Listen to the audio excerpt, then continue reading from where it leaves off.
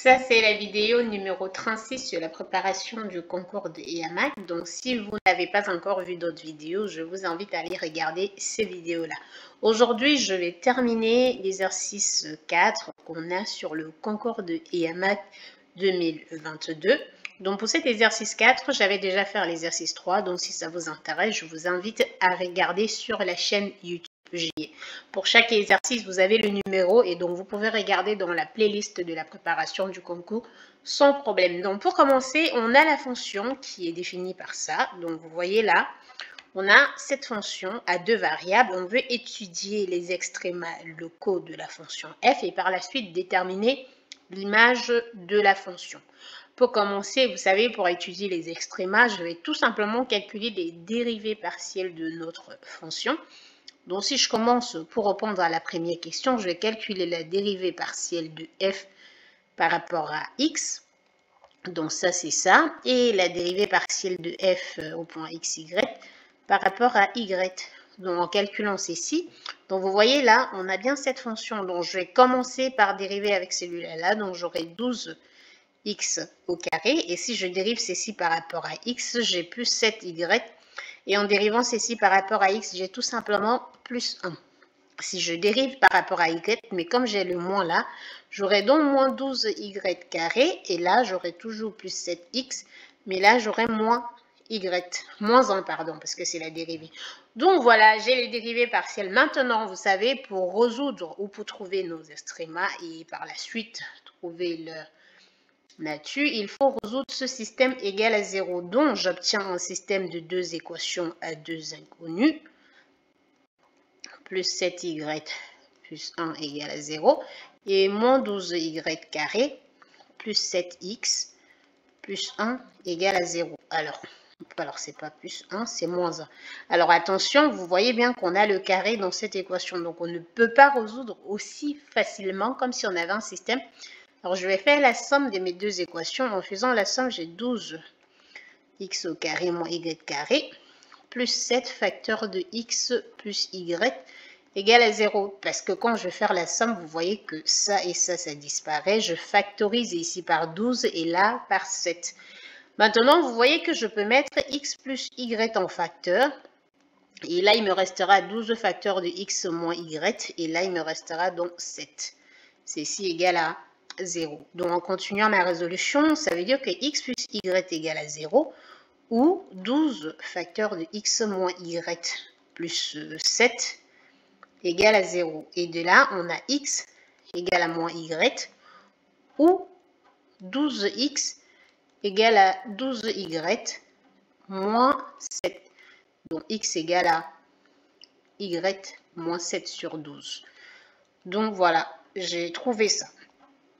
Et donc, ce que je fais, ce que vous voyez là, donc je vais tout simplement dire que ça, c'est mon premier cas et ça, c'est le deuxième cas. Je vais prendre le premier cas et je vais tout simplement remplacer dans mon équation là, que j'ai ici, ou la deuxième, hein, donc disons la première, parce que là, si x est égal à ça, on peut aussi dire que y est égal à moins x. Donc, je vais remplacer dans ma première équation.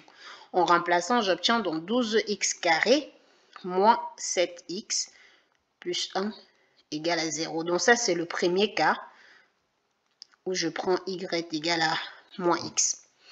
En continuant dans cette étude, vous voyez que le discriminant de ceci, ça nous donne moins 7 élevé au carré, moins 4 multiplié par 12 multiplié par 1. Et ça nous fait 49 moins 48, ce qui est égal à 1. Donc notre discriminant donne tout simplement 1. Et donc on peut calculer x1 qui va être égal à moins 7, donc moins 7, donc ça fait 7 moins la racine du discriminant divisé par 2 fois a, et notre a c'est 12, ce qui nous donne 6 divisé par 24, ce qui fait 1 sur 4.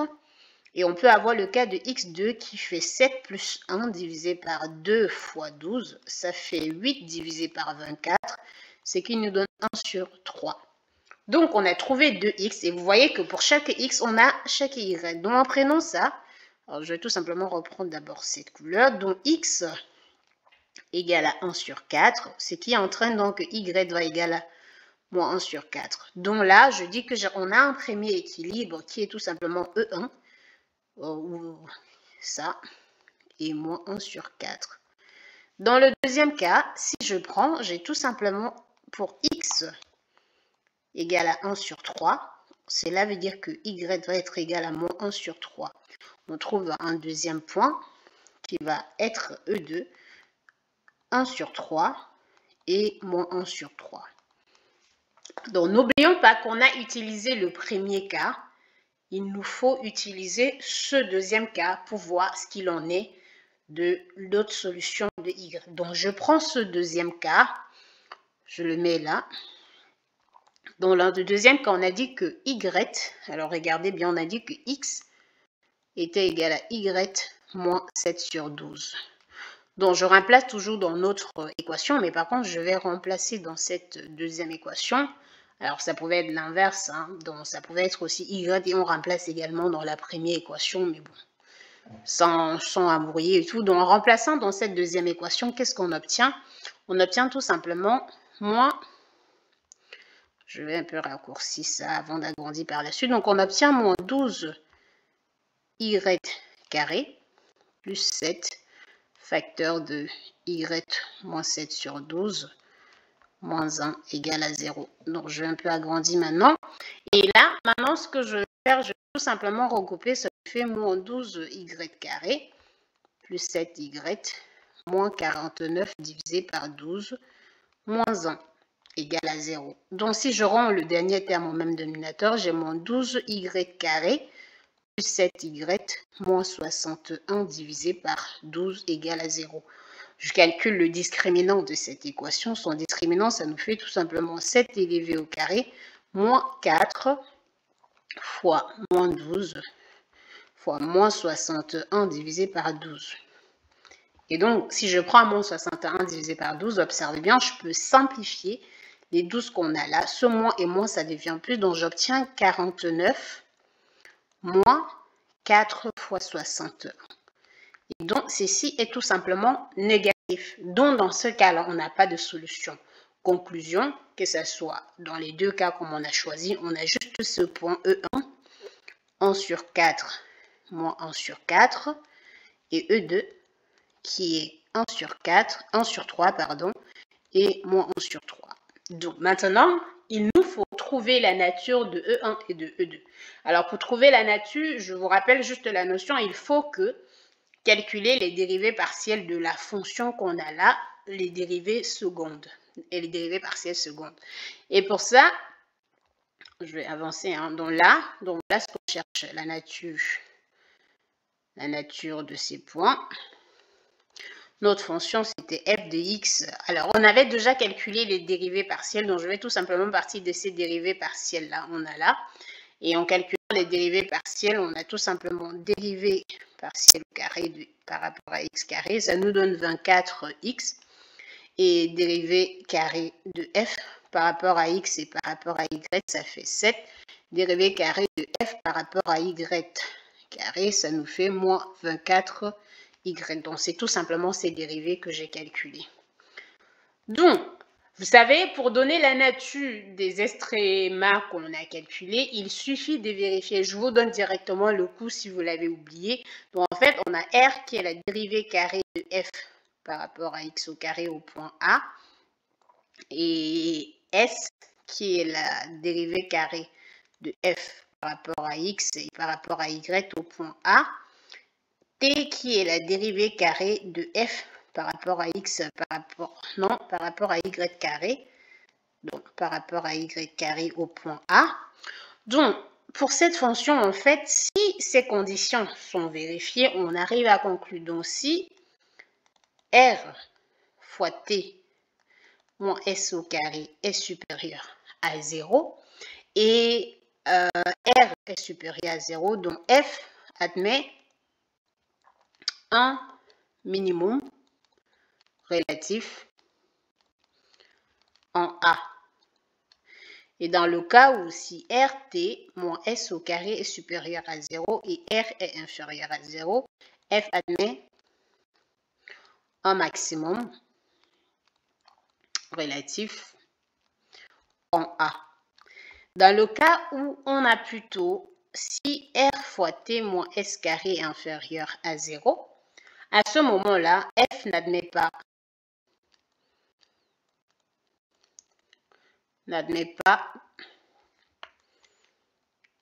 d'extrémum, on va dire comme ça, d'extrémum. Et donc, on parle plutôt de point col ou de point sel. Maintenant, le dernier cas, c'est si RT moins S au carré est égal à 0, on ne peut pas conclure. On ne peut pas conclure. Donc, voilà en fait ce qui se passe dans cette étude. Maintenant, si on continue juste, ceci en fait, si vous voulez, on pouvait par exemple regarder en disant qu'on va faire la matrice jacobienne pour chaque point et par la suite calculer la trace et le déterminant, donc c'est un peu pareil. Mais bon, voilà, donc on s'avance là-dessus. Et donc, on applique dans le cas de E1 et le cas de E2. Donc, appliquons dans le cas de nos expressions. Pour le cas de E1, donc je change là.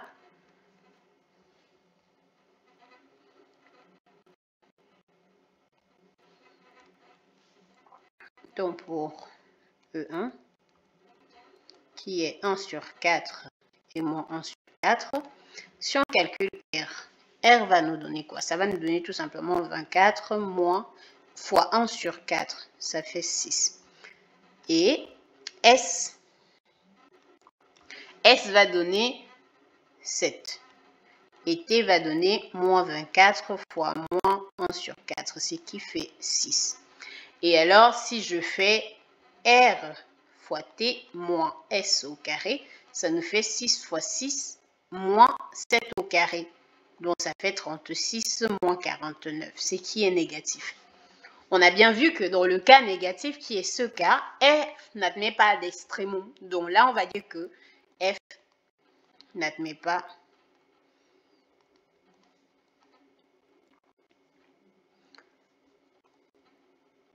d'extrémum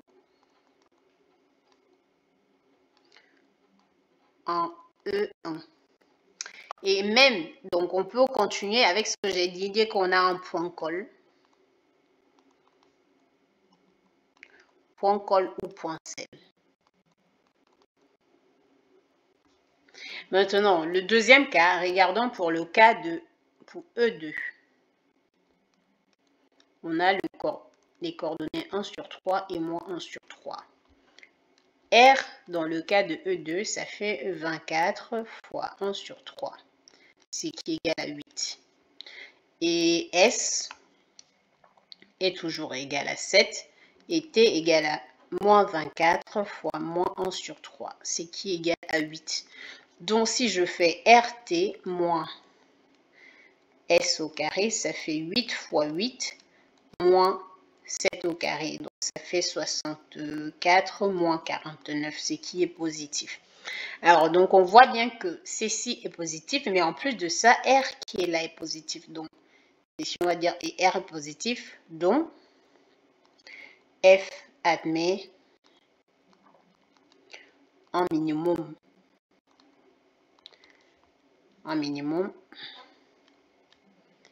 relatif en E1 de coordonnées 1 sur 3 et moins 1 sur 3. Donc voilà, on a répondu à cette première question d'exercice. Donc voilà un peu ce qu'il fallait pour prouver, pour calculer et vous donner la nature de ces extrémums. Donc si on revient sur l'exercice, on a la deuxième question. Donc à la deuxième question, de calculer quelle est l'image par f de r carré. Donc c'est comme si on cherchait ça. F de r carré, c'est égal à quoi? Donc, si je reviens bien, on voit la fonction, on voit f de r carré.